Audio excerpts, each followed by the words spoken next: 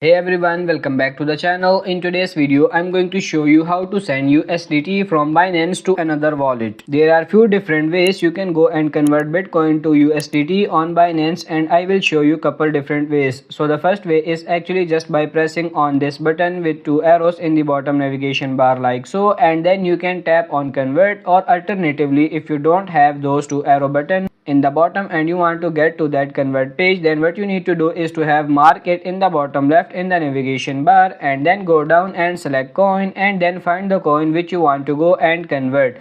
So in this case we want to go and convert Bitcoin to USDT, so go and click on Bitcoin, and when you go and click on Bitcoin you may need to scroll down, but as you can see I've got the option for convert in the bottom of the navigation bar.